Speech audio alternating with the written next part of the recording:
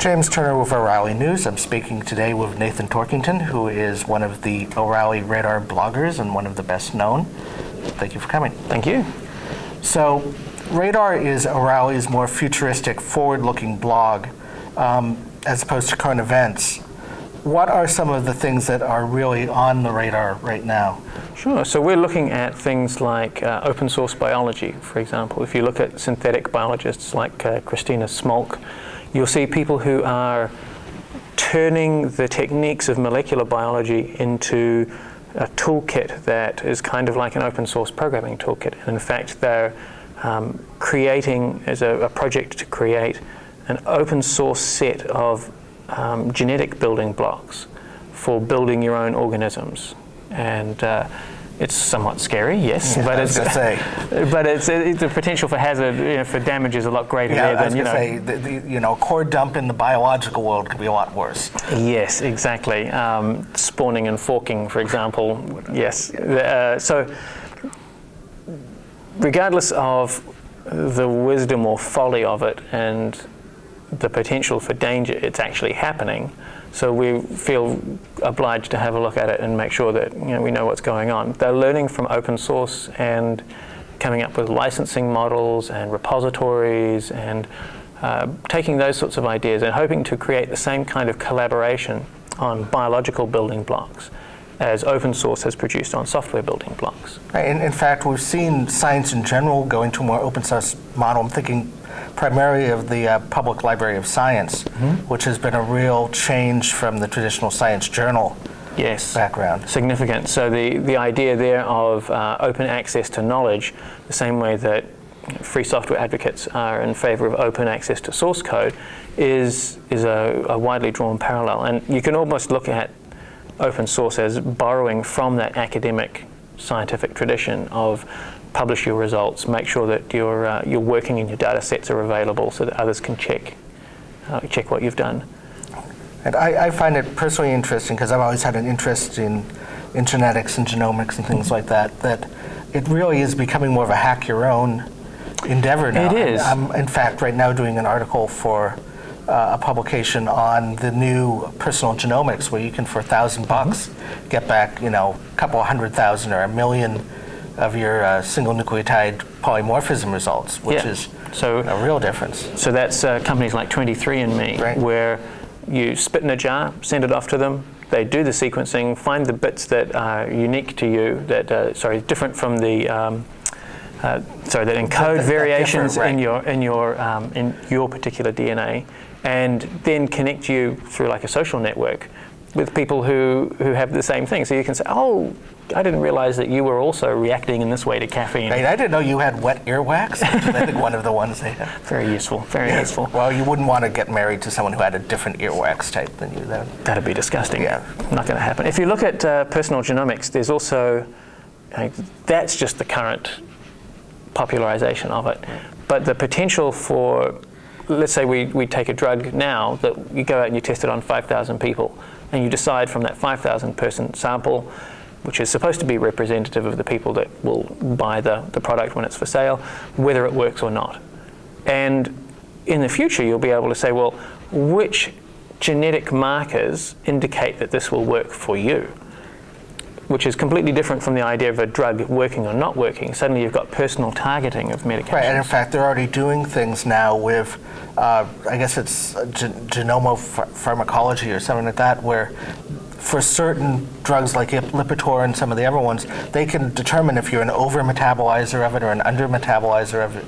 And no, we have to give you more or less because you're going to get an adverse reaction or not enough of it. And it's amazing because in 5 years or so, we've seen the technology for sequencing DNA go from being something only professionals can get access to because it costs tens of thousands, hundreds of thousands of dollars, or didn't exist 10 years ago, down to the amazing stories. So there's mydaughtersdna.org by a guy called Hugh Reinhoff, and his daughter was not quite diagnosed with a condition, and he couldn't get a precise diagnosis out of anybody. And he was fortunate in that he happened to be himself, a molecular biologist, and comfortable with the equipment, he went and bought on eBay a sequencer for $1,000 and stitched up his daughter's DNA and figured out exactly what she had, and was able from there to go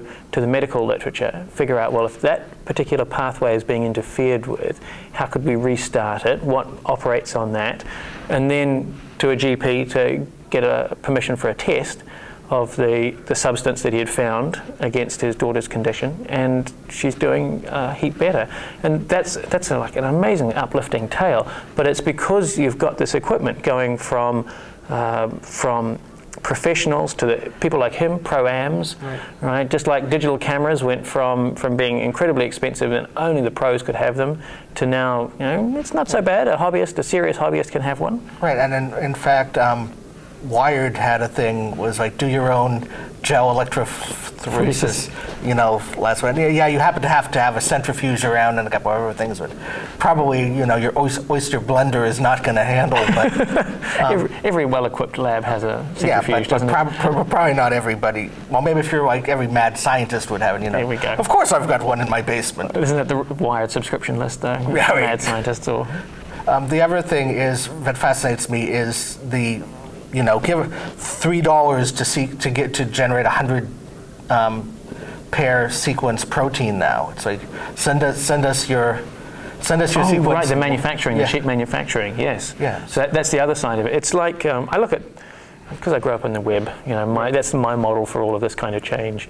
And so if you look at the growth of the web, a lot of it was driven by that personal computer revolution and the fact that not just Commodore 64s, but the IBM PC in particular, there was a lot of these machines laying around that you could put to other uses. And that drop in hardware from mini computer down to PC is roughly comparable to the drop in hardware cost between the sequences of years ago and of today. So with I've completely forgotten where we were. Generating stuff. I mean, in some extent, these guys are like doing the PLAs, the programmable logic arrays of biology. It's like, give us what you want for a sequence and we'll do it for you, which again can be very scary if you think about, let's do this thing which is kind of like smallpox, but it really isn't smallpox. And not to mention, you don't necessarily want them competing only on the basis of price. Quality would like to be in there somewhere. Yeah, that's probably when you're one pair away from smallpox. Right. So beyond biology, what else are you tracking right now? So we're looking heavily at mobile. Obviously, everybody is at the moment. Things like the iPhone have just shaken. The mobile phone really needed something like that, where everyday people could access the power of the web through their phone. And we've had it for years, but it's been so appallingly painful to use that it was aversion therapy for people. So now we're finally getting to the point where people love to use the web, and the power of the web on their phone. It's got a GPS built into it. Yeah, I know. Lots of locative services now possible. Well, I was amazed that I was one of those people who stood in line a couple of weeks ago. And, I was just out taking pictures in the Northwest, out in near Mount Hood. And one of the services that I got for free was uploading to Twitter not only where I took the photo, but what the weather forecast had been that day where I took it. And that's what I find really brilliant about what the iPhone is doing right now is, on a Windows mobile device, you can have lots of applications and lots of services, but it's almost like there are these walls put up to protect anything from using anything else. Like, there's a GPS, but you can't use it. And the iPhone seems to have really gone the other way of let's make mashups out of everything that's on the phone. And they've definitely gone a lot further than anybody else has. It's not the great open platform that everybody has been hoping for, but it's certainly a wonderful step in that direction. And it's something you can hold up to other manufacturers and say, look, this is really what we need. More like this and less like this crappy device you were trying to sell. Do you think Android is going to live up to that? I think so. Promise? Yeah, I think it is. It's going to be hard because it won't have the sex appeal of the iPhone behind it. But in terms of functionality and the applications available for it, I think it's going to do exactly the same sort of thing. Right. I mean, that's the traditional problem we've had, is that you can say Linux is great, it's capable, it does all these things, but then you go look at Mac OS, you say, yeah, but this is sexy and usable. And I think that's the challenge that Android is going to have. Sexy and usable are two different things. The biggest problem I think that open source and Linux, for example, have had has been the usability for the common person. That it's, unless you live in that stuff, it hasn't been that easy to use. And that's changing. Ubuntu are making great strides there. And that's what the big challenge for the Android phones will be, is making sure that the user experience is seamless and beautiful and polished. Right. I mean, if the answer is, well, how do you configure this? Well, you just go down to the command line, No. So I was a judge in the Android developer contest, and I got to see a lot of the early apps that were being built. And already, there was a mixture of sort of hacky proofs of concept that were very much in the rough, unpolished state.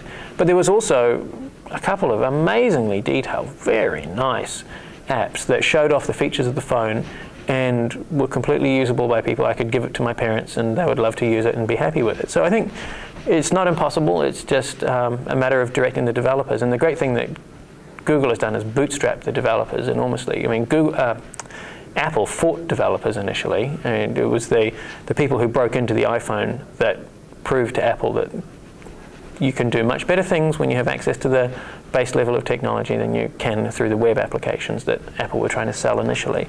And Google didn't have that problem. And so they've got access to a wide base of developers who are doing good things with it. I'm really looking forward to the launch. It's going to be fun. What's the date looking like for it now? I've heard that there will be phones the last quarter of this year, I think is what they're saying. Do we know yet who's going to be available for providers? No, I don't know. I mean, that's going to be the other challenge is, Verizon has said they're going to let people on their network, but... So that's what we ran a fun conference, Emerging Telephony, a year or two ago. And when I was involved in it, I remember the thing that everybody came up with again and again and again, the biggest problem on the mobile phone is the fact that you can't have access to the device, and when you have access to the device, you can't have unfettered access to the network. That the operators make it very difficult to get applications onto the phone, or they make it very difficult for the phone to access the features of the device. There's all sorts of problems, and slowly, bit by bit, we're seeing them disappear as something like the iPhone shows. You can give people access and be rewarded by much more money. Right. I mean, the equation for them has always been that why should we let you, for instance, have access to the Bluetooth profiles, or let you move photos off the phone when we can charge you 20 cents to move a photo off the phone? And it's interesting that on the iPhone, Bluetooth isn't unfettered. That's one of, I remember hearing someone say that was one of the bugbears that they had. The business model of the carriers has always been make ourselves as far from a pipe as possible. Whereas the success of the internet has been the pipes are dumb and the smarts sit at the end. So where do we get to? iPhones, pipes, dumb pipes. Yeah, they just want it to be as far from a dumb pipe as possible. So we've got mobile, we've got bio, what else are you looking at? What else are we looking at?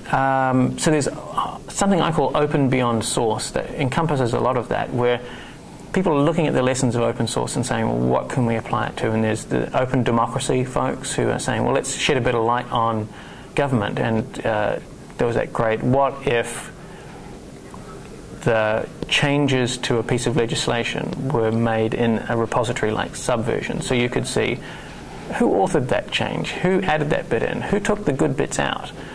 Adding that kind of transparency. And you look at somebody like Larry Lessig, and he's working for the transparency of funding, but learning a lot from the way that the quality of a project goes up when the work that happens on it is done in the open. So there's open source hardware, for example. I think last year we had Phil Tyrone at OSCON talking about that. Lamore Fried's got a company selling open source hardware projects and was one of the few making money out of it and sort of showing the way to everybody else. There's all sorts of projects like the Arduino, which are open source hardware and sprouting up a lot of open source projects around them. What I was fascinated by, I'm not going to remember the name of it, but the RepRap. RepRap, right. Which makes you sound like Scooby-Doo when you say it. But the idea, I mean, I looked at it, and it's not quite doing what it says it does, because there's still significant components that it doesn't build of itself, but it's getting on the way toward being, you know, the thing we've always feared, which is the machine that builds itself. Right. And you wake up one morning up to your ears in them. Yes, and we're so far from that. It's not funny at the moment. It's wonderful. You know, the fact that it runs on ingredients that, you know, it's got a limited supply of. You're never going to wake up to your eyeballs behind them. Right. But it's that's where we need the nanotechnology to get in, to take apart your dog, right, and make a toaster out of it. Right, and then we can wake up in grey goo. Right. There's an infinite number of bad possibilities for this, but the good ones are also nice, and it's wonderful to see that RepRap is one of the few open source projects in this area. You know, it may well be the only 3D printer in the area, and it's the things that you can do with those are just right. mind-boggling. Well, I mean, the main thing I look at for that is you know, I have a pair of headphones, and gee, the bracket broke. And, you know, traditionally what I would have to do is hope that the manufacturer had a replacement, and now you could start to think, if you had the CAD chops, or if you had a 3D scanner, that you could, like, just put it together enough to yes. to scan, and then scan it, and then have it create a new one for you, which... And if you look at the way we're moving, I think, in the world towards, maybe we shouldn't be pouring oil into plastic into all of these strange shapes which break immediately and then are thrown into landfills. Maybe repair is actually something that we should be doing more of. These close personal 3D printers have a lot going for them. Well, I mean, the real promise would be is if things were made out of something that could be easily decomposed back into the sure. source materials. Then, sure.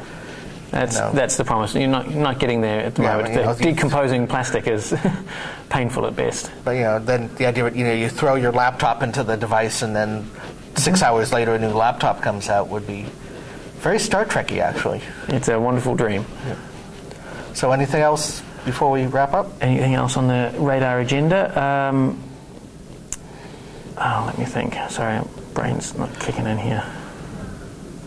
That's why I wanted to bone up first. Oh, yeah. Yeah. So anything else on the radar agenda? We're looking at ubiquitous computing, which is got a bit of a bad rap over the years because it started out in academia, and so a bit like artificial intelligence, it's become associated with things that never happened. Right. But we're seeing, we talked about the mobile devices, you know, the world of ubiquitous computing really split into two. There was the Americans who went off to do sensor networks, and the big dream there is the real world will be heavily instrumented, and you'll be able to get tons of the data that exists about the real world, but which isn't captured or transmitted right, anywhere that includes at the things moment. like RFID, where you're going to be able to know where everything and everyone is. Exactly. And right down to the smart dust, where you scatter these particles throughout a room, and they all have little networks and can communicate with one another. And while the Americans were working on that, the Europeans have just been going gangbusters on their mobile phones and saying, we don't need to put computers everywhere if you take your computer with you everywhere. And it leads to a different type of application and a different type of information and a different sensibility. But it's pretty obvious that neither one is true, that neither one is the way the world will be. Like the mobile phone's not going to disappear and we'll just have computers everywhere. And it's not going to be that you won't have computers anywhere but in your hand or on your desk. So looking at it, you see things like the mobile phone is a great UI compared to smart dust, for example, which in theory can't be seen. And at the same time, what makes the mobile phone really useful is when it knows about the real world. It can tell you what the traffic conditions are. It can tell you that the event that you're going to is going to be filled with your friends, and so maybe you should, wear a t-shirt instead of a suit and tie or whatever. The more it knows about the real world, the more useful it can be. And so you're ending up now with people starting to instrument the real world slowly and make use of it through the web and through the device that they carry around with them all the time. So we're tracking ubiquitous computing, and that extends, the whole ubiquitous computing stuff extends into architecture, urban planning, medicine. There are lots of fields where knowing about the physical objects in the real world, or having the physical objects in the real world be connected to the internet and responsive to it, where that's a useful thing. So we're watching all of that stuff at the moment. Connected to that idea of greater knowledge, there's got to be concerns these days, especially given the increased desire of governments to track information, about that leading to even more of a lack of privacy. Absolutely. And I think if you look at the march of technology through time, you'd be hard-pressed to find a point in time at which privacy went up with a technological invention.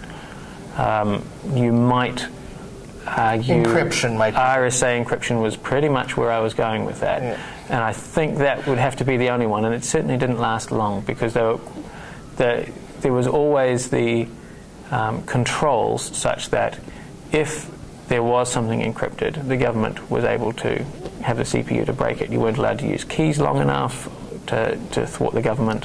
Right, well, no one except the people who would actually be the ones who the government wanted to look at, sure, who don't care if they're doing something illegal anyway. So that's what it's been. So I can't say that ubiquitous computing will be a fantastic advance for your privacy. For that, I put great hope in ubiquitous encryption and peer-to-peer networking, that you can at least make it bloody hard for them. You don't have to make it easy. So it's like you're never going to be able to keep out the professional thief, but maybe you can keep out the door rattlers. Exactly, exactly. All right, well, Nathan Torkington, it's been great talking to you. We can read you radar.o'reilly.com. Radar.o'reilly.com. I almost got that out. And thank you very much for taking the time to speak to us. You're very welcome. Cheers.